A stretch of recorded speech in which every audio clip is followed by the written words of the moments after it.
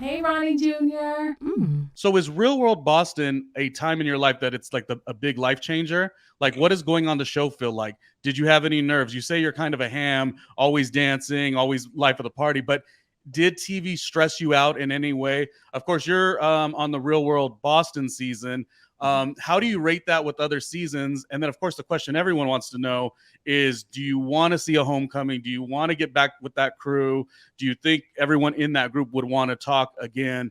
I just want to know what you feel about the whole season and where it stands with the others. Well, to start, what's crazy about it, to start, I would say that it was a very difficult time in my life. And, I always like to say this because I think mental health is something that needs to be talked about more. But I was at probably the lowest point of my life when I had done everything society told me to do and I wanted to do. And I've been a standout figure in my community since I was a young kid, like the picture you've shown. And I still wasn't able to find a job. I was shot down in every direction known to man. And I've been taught all my life, go to school, play ball, get a degree, get a job. It's that simple. It's that easy. That's all you got to do, Cyrus.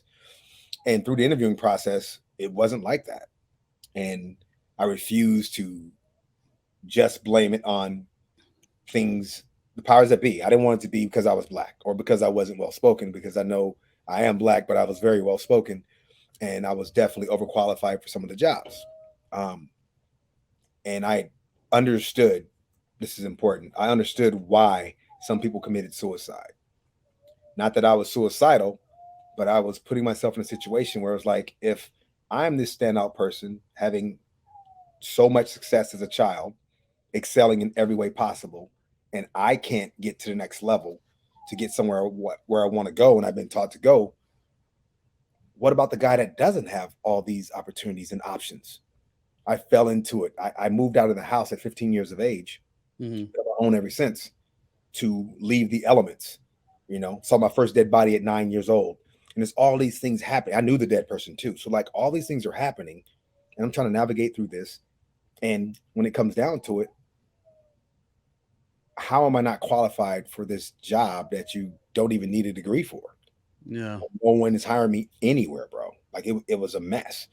And when I started to understand that, um, I felt like I had a story that needed to be told.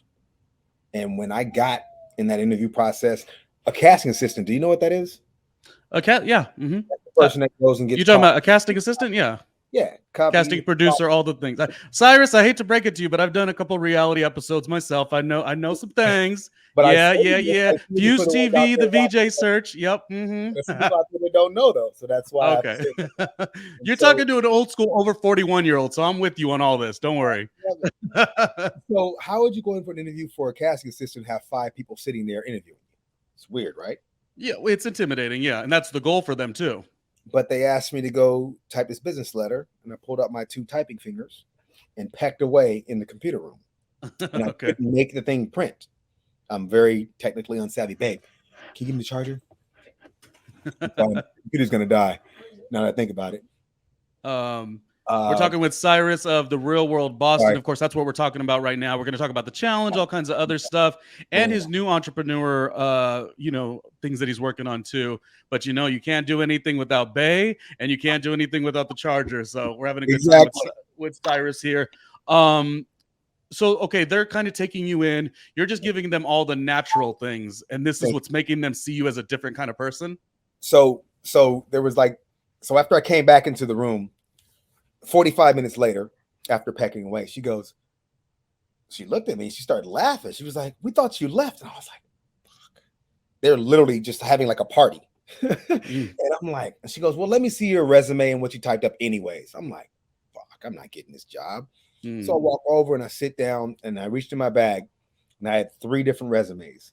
One geared toward what I went to school for, communications, minor in child psychology. One geared toward the jobs that I'd done, which was literally just work with kids. And then the third was 250 things that I would do to make a living. Oh, nice. And so I ended up pulling out the one geared toward kids. Didn't even look at it. Handed her paper, handed her that. And she looked at it and she goes, "Well, tell me about yourself." And I was like, "Well, I went to school in Hawaii. I played basketball out there. First in my family to graduate college." And she's like, "Okay." She goes, "No, no, tell me about yourself." I was like, "Well, I moved out of the house at 15. Um, It was a decision I had to make just because of the environmental distractions that were there, and I wanted to live. And she's like, "No, tell me about yourself." And at that moment, man, I thought of all the struggles. I think it was my 38th or 48th interview that's what I was sitting on, and I'm like, "Fuck, I gotta get something." And I literally was going to have a breakdown. I went back to the day I was born, which is a blessing in itself. I was born on a dirt road. The ambulance gave out of gas. So the black communities had one white hearse and one black hearse, one used for funerals, one used for the hospitals. We were at a funeral, and the white one wasn't there. It was at a church, and the black one had been used, and they decided to throw me in there. That one gives out of gas on a dirt road. When it gives out of gas, my grandma describes it as a bottle of champagne popping open. I pop out. My dad passes out. She does a swipe and all. You see the head is flat in the back. They lay me on the freaking thing as I'm out, and someone else is flagging down a road, a Pinto going down a dirt road. They put 5 people into a Pinto. There was already a person driving. We all got into the Pinto and drove to the hospital. They thought I was going to die on site at the hospital. They cut the cord in the parking lot and ran me into the hospital. And so I started my story there, and I brought them up to date just through my life experiences, which I'm writing my book on right now. It's called The Gray Area, Autobiography of My Life. But as I go through all the phases, I'm watching the faces, and I was like, thank God I was able to regurgitate my life at that moment. And I'm an advocate of sharing stories with people that are real. And since that moment, I've always done just that. I keep it as real as possible. And I think that it's very therapeutic to get out whatever's in you, good, bad, happy, sad. It's very therapeutic to get out, but I wasn't raised like that. I was raised the complete opposite. So it was a struggle for me to do what I'd done. You were raised, don't talk about mental health, but at the same time, you had I guess a near-death experience from day one. Yeah. So you have to compartmentalize that. And then you go to all these interviews, you're qualified, et cetera, et cetera. It's kind of coming all up to the line to this casting person because everything is a full circle moment, really. Well, damn. I mean, yeah. It was a lot. So that's the hard part of the show, of course. And thank you for sharing so candidly.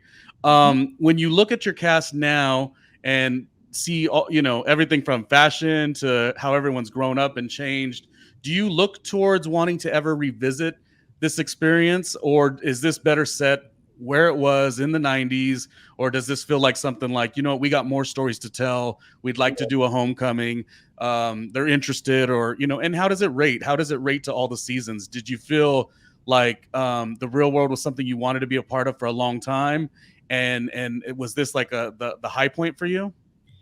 I just feel like we definitely have some more stories that need to be told. And I think with current climate of the world right now, our cast is the stereotypical real world, real cast. And if you want to hit on all stereotypes, you would definitely pull us out of the board because all of us fit into the stereotype, but we also have extended way beyond the stereotypes that we're in. And I think that's a beautiful thing. And I think the way they casted the show in the beginning, as opposed to the latter shows, you definitely have more of a real world cast with us. I got us all together during COVID on a Zoom call. The entire cast. Wow. It was amazing.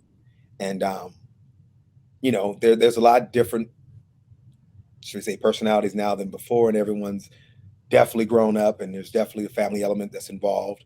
But also, worldly views are so out there concerning our cast, I think, which would make amazing television. The problem with our show is we don't have to talk about any topic. There are so many things in the whirlpool of our cast alone. Jason's has his own casting company, and he's one of the only independent casting companies in Los Angeles. He's been doing it the whole time. I've worked on 40-something shows myself, but he has his own company currently doing big shows. Then you got Montana, who has her own business, and she's in acupuncture and chiropractic, kind of work like that, in a very prestigious part of Los Angeles at that. That's a huge deal. Then we have Sean, of course, the ex-congressman. Yeah. Ex-friend, whatever you want to call him. Yeah, the news, you see him every once in a while with Rachel, and yeah, it's something. Yeah, that's another crazy one because I'm one of the reasons they're together. I got them together. Oh, I didn't realize. On the first challenge, they were in LA, and me and Chum were friends, of course. So there was an event at Yacinda's house, and he's gawking over Rachel and won't go over there. And I'm like, dude, you have absolutely no game. He was terrified to talk to the woman, and I'm like, me and Rachel have been friends already for a while, so I had to, kind of set that up. I made that happen. But what do you think causes the attention that they get? And you said the word ex-friend. You feel comfortable saying ex-friend? Is there like an actual? We were friends. We don't talk. Right. My thing is like this. During the time of many big political things, TMZ is calling me to get my opinion of his views. Now, I know Sean as the man, not as the politician. These are two different things. One to me is reality, and the other is business. And then at some point, you really start believing that shit. They do whatever it takes to get the clicks, and that's on both sides sometimes too. And all of it's pretty ugly. You wish people could land in a more natural space, but do shit for clicks, bro. Oh, you don't either. See, that's me. And if that means not going on the show, then I guess I'm not going on the show. Yeah. Biggest joke to my other half was, I'm gonna get somebody in the throat to get back on the show. I'm just gonna first punch him on the throat. They'll bring me back. Come on, that's so not Syrus. But it was a joke I had to put out there. I even talked to TJ. I'm like, TJ, what do I do to get back on? Like, can we finish this fight that we almost started? Like, is that going to be the hype you need? I'm like, because I like you. I'll thump you in the forehead or something. It's what it is. He's gonna make quality TV. Yeah. Yeah. So it's like there are certain things in life that I can't put aside, and if you don't stand for standard human rights, I can't fuck with you. I don't even fuck with you, my mom, my best friend, my teacher, professor, whatever you are.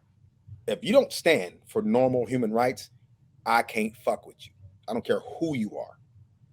And that's just it.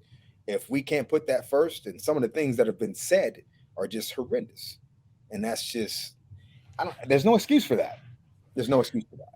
And in case you didn't know, I'm minority. My life has been threatened many a times by the police unjustly. And then they tried to explain themselves to me as if I should understand. No, motherfucker, I don't understand shit. You fucked me up for no motherfucking reason. Yeah. So let's just keep it real. Just like here in Kansas, I got pulled over twice in 25 minutes driving with my fiance, or my other half. Sorry. And I don't want to say anything bad about the state or this part of the country, but fuck, I had California plates and they pulled me over. I had my 2 pit bulls in the car, 2 cats in the car, and me and my other half. And to get pulled over twice and not really have a valid explanation is ridiculous. But I've also been hogtied in my city of Santa Monica, where I'm from, 2 blocks from my house, accused of robbing the bank that I banked at for years for no fucking reason. I fit the description. Well, you body slam me.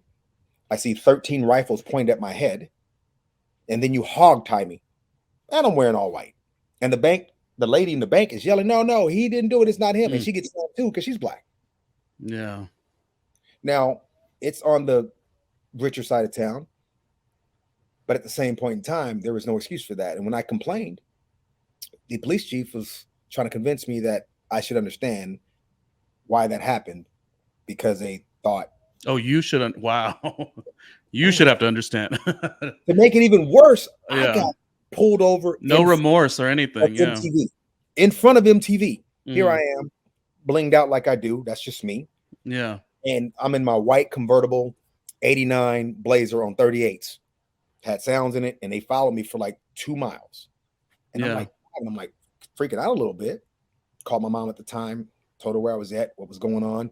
They got me to pull over, and they're I don't know if you know what it's like, but I have guns pointed at my head again, directly in front of MTV. and they're yelling orders. And I thought two things. I thought, one, maybe I'll be safer because there's more people there. Two, it's MTV. Maybe they won't act a fool because they know the media's right here. They're yelling orders. I didn't even put the truck in park. I remember, and he's yelling, put your hands out the window first. And he's like, and there's no window because it's a full convertible, but he's yelling at me to turn the car off. And I'm like, I can't turn it off. It's not even in park yet. I'm still in drive with my foot on the brake because I'm freaking out. I reach over with my left hand after he tells me to. My right hand's out the window. My left hand's over here. And I'm putting the truck in park. And he's telling me to reach outside the window and unlock the door. So I do that. And he says, get out of the car and walk to the back. So I get out the car and I start walking. And he goes, no. Turn around and walk backwards. I'm like, I mean, fuck. There's cops across the street. There's cops on the roof. There's cops behind me. And they literally are in position. And I'm like, what in God's name? So I'm taking commands and I walk to the back backwards. I get there and he's like, no, walk to the curb. I turn to walk. No. Sidestep to the curb. I'm like, motherfucker, this is the first time you ever said sidestep. And it's terrifying when you know, I don't know what they're thinking, but I get to the curb and the first lady come over and they get me to lay on my stomach first. The next person comes over and they literally tackle me. I'm already down. He's in my back and they grab my right arm and they pull it back so far. I'll never forget that shit. And they handcuffed my right arm to my right leg and my left on my left leg. And they didn't even set me up. They laid me on my face for a while. And the whole building, all the employees are outside on the curb. And I'm sitting there mortified. And it was out for about 10 minutes. And then they go, wrong guy. And you know what they were looking for that day? Probably someone completely different, but I have a white convertible Blazer. That's on 38. Doesn't look like a pickup truck. They were looking for a white or Hispanic man in a white pickup truck.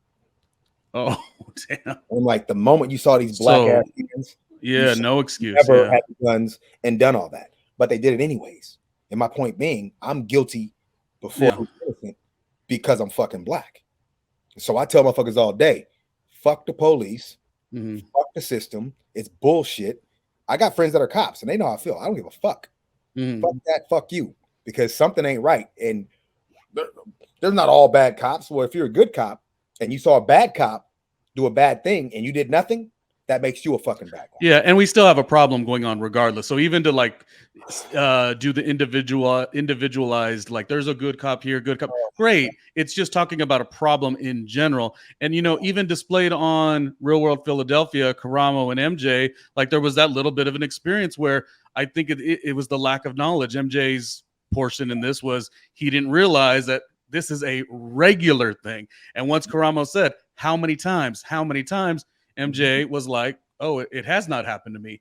The weird thing is, if there's a thing that is not what you're going through, why speak so boldly about it? That's what I don't understand. You know, so you mentioned, you know, I just feel like it's I'm an advocate of getting to know people that are completely opposite of me. Yeah. I grew up in a multicultural environment. I remember the day I met my first Asian friend. I remember having tons of Latin friends. I remember having white friends from overseas, and we all interacted. I'm still friends with these people to this day. Yeah. And that's what the beauty of Santa Monica was. It's changing now, but that's what the beauty was. And I'm an advocate of visiting other countries, seeing the fucking world. Don't think that this is it. Don't think that America's the only fucking place. Love it. I think it's the best country, all that shit, but it's got its problems. And we have and critiquing it shouldn't be like there's some huge problem. It's just there's these problems that need to be talked about. And when people stand on so far the other side and they're not even walking in those shoes, that's what's crazy to me. And now you did kind of mention this story right after you mentioned some of the comments that maybe Sean or maybe Rachel said on the news. Did they speak on those issues? And is that what you were saying TMZ was wanting you to talk about? They just wanted me to speak on some of his policies. And you know, Jason and Montana both spoke on it, but I wouldn't do it. I considered us real friends. And so I just can't, I don't agree with throwing someone under the bus just to get that publicity. and they wanted it from me more than they wanted it from those two because we were really friends. And that's what, it hurts me that he has evolved into having those views nowadays. Yeah. It is what it is. And I'll be cordial. And hopefully we don't have that conversation. But at the same time, I want to have that conversation. So it's a mixture of emotions, but I can't see damaging anything. And it's really odd to me because Rachel is Latin, mm-hmm. he is white. And she's, to my knowledge, she was more Republican than he was, which I have friends that are Republican, but it's these policies and these things that they're saying about people that have fought for our country as well. Well, I guess I'm in the same boat as you, where I feel like it just would be a very good real world homecoming because people are so different. And then you also talk about the structure and the fracture of friendships too. Like you almost got to be like, how did you end up here? But that's the beauty of it. Like, yeah, what I'm saying is that in the house the first day, I remember everyone wanted to go home after dinner. Motherfucker, are you kidding me? We're in Beantown. On day one, they didn't want to go out. No, there's 60 30-mile radius, bro. When that camera is rolling, you go out. You go out. Hell yeah, it's time to go. There's a game. You got to play the game. I personally myself, I was in the top 100 reasons why to watch television. Rolling Stone, and I was like number 47 or 48, and it says something about my party antics and the way I get down out there, and that's what when I was like, yo, anybody trying to go out, and that flannel goes up. And it was Sean. He was like, let's go. And I was like, boom. And we were so different, but yet we found some commonalities. Like the athletic part of things with us definitely resonated. The fact that he has siblings, I have siblings, like we found some commonality and we became actually friends the first day. That was a beautiful thing. Well, in that case, like I said, the Homecoming, I'm watching season 1, 2, and 3. Love them all. Yo, 3 is fire, ain't it? 3 is fire. Oh, we're gonna talk about that. Yes. That's my girl though, and it's like, okay, wait a minute. So yes, I think when he says that's my homegirl, I think we're talking about Julie. Yes. Is that who you're talking about? So notoriously, or not notoriously, but like famously, Syrus and Julie have been friends. And this season, New Orleans, I think, is just such a great series. I think everyone's bringing it, really. What are your thoughts on the reaction that she's getting? Because she's really throwing everyone for a loop. I mean, you guys did an Eminem music video, so you really know this girl. Well, we've done a lot. I mean, beyond that, we've toured through so many states and spent so much time together. It is crazy. And like, that's not the person I knew. I will admit that she was definitely she was on the naive tip. But we were younger at that time. One of the crazy stories about us though is that she was going to be on that 9/11 flight. I did see there was he had ran a Real World special or something like that, and I'm very familiar with that story. I was the one that called her that morning. So when you called her after the news, what are you expecting? Well, she's notorious for missing flights. Oh, she would. This is before 9. I mean, this is before that. So she would show up, cry, and they change her ticket. Literally all the time. Not once in a while, all the time. I mean, we did, hundreds of gigs together. And my birthday's 9/12. So I flew home. Oh, you're September? Yes. You're September of Virgo also? All right. LA local. Okay. We're checking some boxes. Also grew up in Southern Cali and also a September birthday. My birthday's on the 5th, Labor Day weekend usually. Oh, yes. Okay. Oh, yes. Like 41 and just getting started, baby. Just that, yeah. It's about to be 51. People are mad that they're getting old. I'm excited that I'm old. When you're coming together with personalities that have been through a similar experience, and there's only so many of us, like when you consider the scheme of the world, there's literally a handful of us that have been through this. You do have a sort of fraternity, sorority-ish family, if you will. Very dysfunctional, but you have that. And I don't dislike anyone, if that makes any sense. I find something in everyone, and honestly, like, just conversing with anyone from any cast to me is an awesome thing.